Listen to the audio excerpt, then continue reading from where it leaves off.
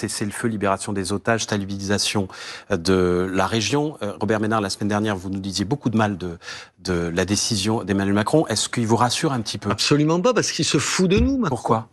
Je vous rappelle que je prends 2 conditions qui sont les plus simples. C'était la libération des otages et démilitariser le Hamas. C'était des conditions préalables à la reconnaissance. Maintenant, comme il joue tout le temps sur les mots, vous avez compris, il dit pas avant la reconnaissance, puisqu'il va le faire. Il dit on reconnaît, il y a plusieurs étapes dans notre plan. Non. Il dit avant l'installation d'une ambassade palestinienne. Oui. C'est pas la même chose. Ça veut dire qu'une fois de plus, il s'est moqué du monde. Une fois de plus, il pas dit... d'ambassade tant qu'il n'y a pas de libération des otages. Oui, mais avant, il disait pas de reconnaissance tant qu'il n'y a pas de libération. Pardon, c'est pas tout à fait la même chose. Demain, le jour du Nouvel An juif, le jour, alors qu'il y a toujours 48 otages, aujourd'hui, reconnaître, moi je suis pour un État palestinien, je l'ai toujours dit, pas maintenant. Maintenant, c'est donner une victoire au Hamas. Je dis pas, c'est donner une victoire au Hamas, et on le verra avec la fête que tous les partisans du Hamas et le Hamas lui-même fera demain après cette reconnaissance. Et moi, je n'ai pas envie de leur offrir cette voie-là. On est évidemment, la seule solution, c'est évidemment 2 États, pas maintenant.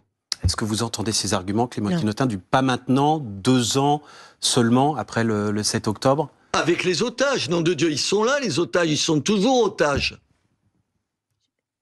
Je vais le dire calmement, même si vos propos me mettent aussi très en colère. Il y a juste quelque chose que vous omettez et qui est gravissime, c'est que nous vivons aujourd'hui une tragédie humanitaire à Gaza. C'est un génocide qui est perpétré par l'armée israélienne de Benyamin Netanyahou.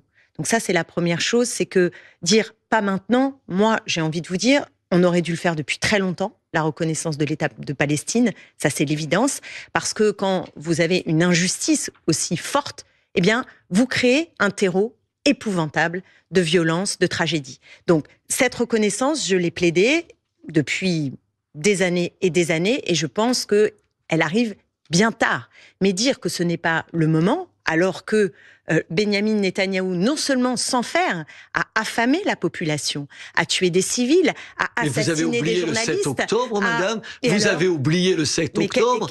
Vous avez oublié qui est responsable de ce qui se passe à Gaza aujourd'hui. Mais vous avez tort, Israël ou le Hamas? Qui a commencé, si j'ose dire? Qui a violé des femmes? Qui a tué des enfants? Qui, madame?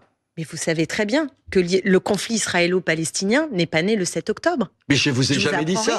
Qu'est-ce qui a justifié l'intervention de l'armée israélienne à Gaza? C'est quoi le 7 octobre? Qu'est-ce qui justifie les crimes de guerre, Monsieur Ménard? Une chose est d'intervenir pour se défendre.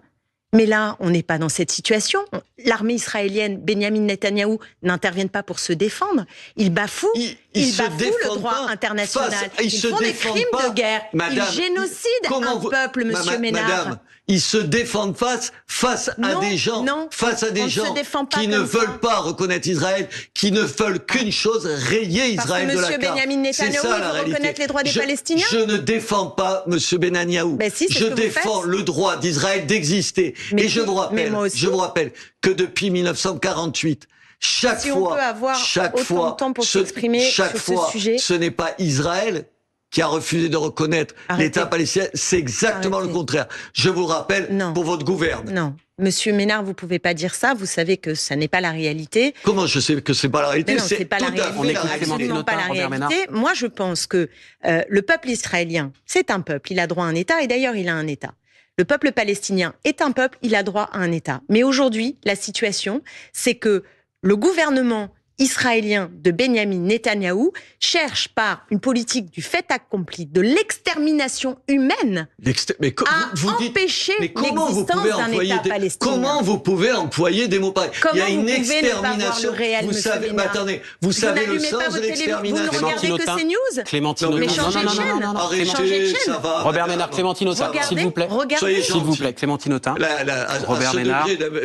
Robert Ménard. Mais c'est une forme d'aveuglement. Clémentine Autain. Au regard de la réalité de la tragédie humanitaire. Peut-être qu'à la différence de vous, Moi, je suis allé Clémentine à Autain, Gaza. Mais moi Robert aussi, Ménard. je suis allée en Cisjordanie. Non, je parle pas de Cisjordanie, je parle de Gaza. Vous êtes allé voir le Hamas non, à Gaza? Mais je suis allée en Cisjordanie. Et, Je vous parle et de Gaza, madame. J'entends bien. Robert C'est juste Ménard. notre petite différence. Robert Ménard, j'ai s'il vous été plaît. Des choses que empêchée. je Clémentine connais, Autain, s'il madame. vous Je peux plaît. répondre à ça? Non, non, parce Et que j'ai c'est été chacun répond. Non, vous me d'aller demandez, je à vous dis non. Gaza par le gouvernement Clémentine Autain, israélien Robert Ménard, qui s'il vous m'a plaît. empêché d'aller S'il vous à plaît, Gaza. Je Clémentine tiens à le dire à Autain, monsieur je voudrais qu'on dise un mot, Ménard. si vous le permettez, tous les deux, de